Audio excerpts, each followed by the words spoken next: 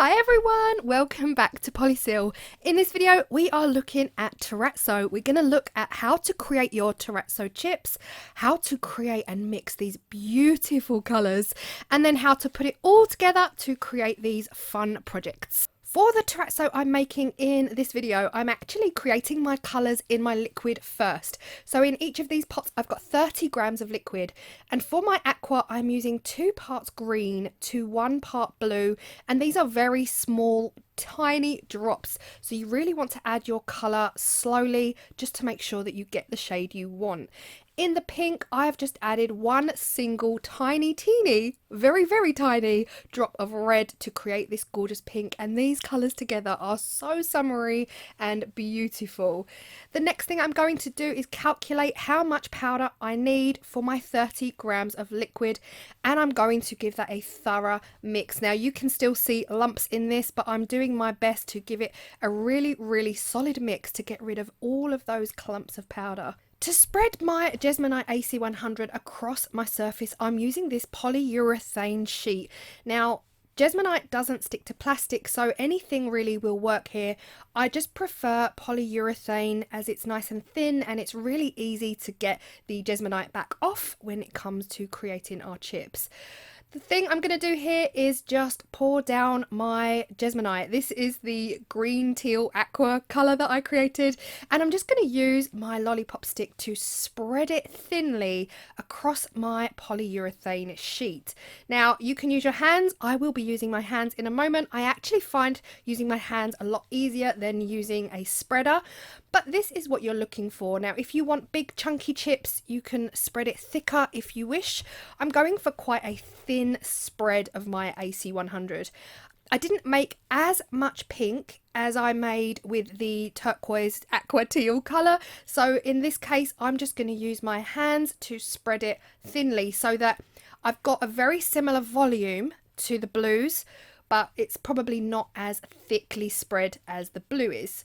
And again, using my hands, so easy and quick, and then I can just wipe my glove with a wet wipe or wash my hands. And here it is. We've got both of these colours now spread out. This is 40 minutes later. Now, Jesmonite pretty much cures in 30 minutes, but because this is so thin, I find that 40 minutes is an ideal time to come back and remove it from the sheet. Now, depending on what you've actually spread it on, I find this sheet really flexible and easy. So I simply pull it off, peel it back, and then I start to break the chips up.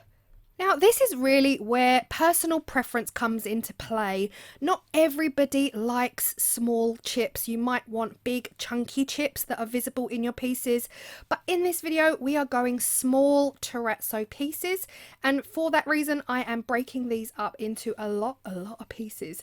And again, I want them mixed. So I'm quite happily chunking them together, breaking them together, crunching them together. Again, how you crunch your terrazzo is up to you. Some people like to use a pestle and mortar. I find this creates a lot of dust, but that all depends on what you want your overall product to look like. So I am just using my hands, and honestly, after 40 minutes, it's very easy to break apart and snap. The longer you leave your Jesmonite AC100 spread out thin on your table, the longer you leave it, the harder it is to come back and break it up into your terrazzo chips. I have left Jesmonite AC100 for an hour before, and it honestly was a lot harder to break up at that point. If you would like your terrazzo pieces and your overall finished results to kind of have a uniform look, so you don't want some chips that are huge like these, and you don't want tiny little chips, I would suggest spending some time going through your mixture to make sure that you don't have any that are so dissimilar from each other. This step is purely optional. I do this to get rid of the dust. Now, when you create your terrazzo chips, you are creating dust, you're creating teeny tiny chips, and sometimes even much bigger chips. So I just use a sieve to get rid of the dust. You could then go on and use a much bigger sieve to get rid of your smaller chunks or your medium-sized chunks, just depending on what size chunks you want in your overall piece. For the background of these terrazzo pieces, I'm using white Jesmonite, but of course I'm adding my white pigment to the Jesmonite to get a really nice, crisp white against these pink and blue shades, and it's definitely worth it. Jesmonite itself has got like a natural, almost cotton calico colour. It's not a white. So it's worth adding your white pigment if you want that white background. The next thing I've done is pack my chips in. Again, this is very optional. It's personal preference. I like to pack my chips in like this. This is the consistency I look for when I do terrazzo. The more chips you have in there, the more chips that can be guaranteed to be at the surface of your piece when it comes to demolding. If you don't put many chips in, you might find that when you demold, it's really very difficult to sand it back and expose those chips because you didn't really put enough in. So this is how I like to do mine. I like to really pack them in there. Clearly I put way too much in this mold, so luckily we're going to be able to use another mold in this video. The next step is tapping. I am tapping really hard on this piece. The more you tap, the less air bubbles you will have in the final result. And terrazzo is notorious for creating air bubbles on the surface because all of those chips kind of separate and they're not fully coated properly. So those are the two steps that are really important. Make sure they're fully coated, and then when you pour it in, tap like crazy. On the second one, we have this little amount left. It's not enough to fill this tray, so we're going to do half and half, and it is getting thicker at this point, so I have the luxury of being able to tap this really hard. So again, I am whacking it. I am slapping it down on my table to get all of that Jesmonite and those terrazzo pieces to really get down into that mold, into those lips. What I don't want at this point is any air pockets. So yeah, don't be afraid to really whack it to get rid of those air bubbles. I'm filling this up. I've gone on to create another mixture of part blue, part green. It doesn't exactly match the terrazzo, but it's going to complement it.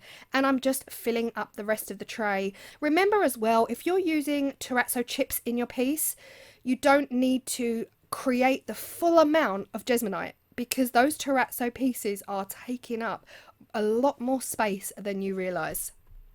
At this point, my terrazzo mixture is pretty much going off. It's quite hard at this point, so I am going to be careful now when tapping. I definitely do not want to now whack this against the table and be really harsh with it because the terrazzo section has pretty much cured. I don't want it to come away from the mold, and I don't want this other mixture to seep underneath it. So this is half an hour later. It all cures within 30 to 40 minutes on demold. This is the best time to demold as we do not want that to start to sweat in the mold, and I'm really happy because I've packed these chips in and on demold I can see them. I can already see them, so I know that sanding back is not going to take me hours. And yeah, I was really happy at this point. I'm loving the colours together as well, really loving them. Okay, sanding. I am starting with 150 grit. This is personal preference, this is optional.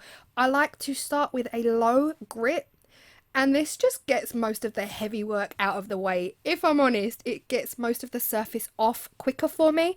If you start with a much higher grit, they will work, it just will take longer. It will take longer to get that surface off.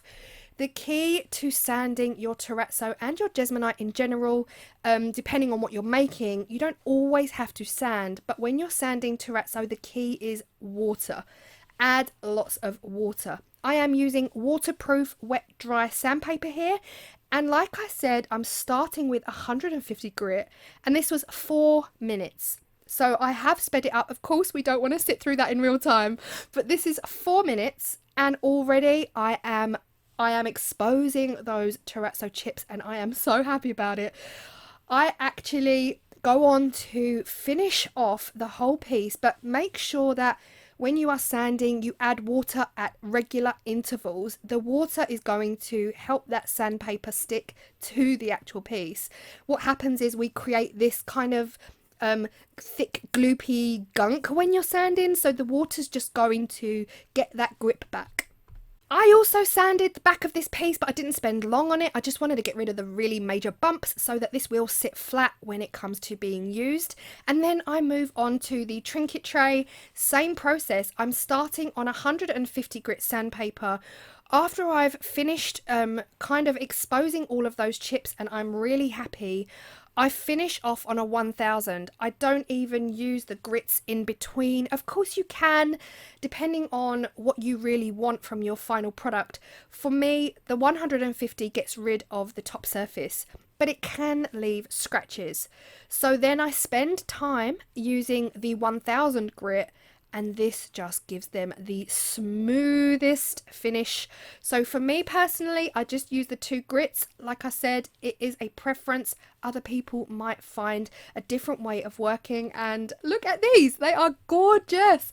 The colors just scream summer, and yeah, I'm really happy with them. We will be talking about sealing and how to seal Jesmonite in another video, so be sure to click that subscribe so that you do not miss out on how we seal AC100. I will leave these for 24 hours now before sealing, but be sure to check that video out. We hope you found this helpful, and if you have done Terrazzo yourself, let us know in the comment section what your favourite method is. I'm in love with these results. I'm really happy actually to get very few, if any, air bubbles in these. That is something I am working hard to avoid, but majority of the time I do get 1 or 2. We can also talk about how to fix those holes, and that will also be a future video. So keep that bell turned on, and we will see you next time. Bye.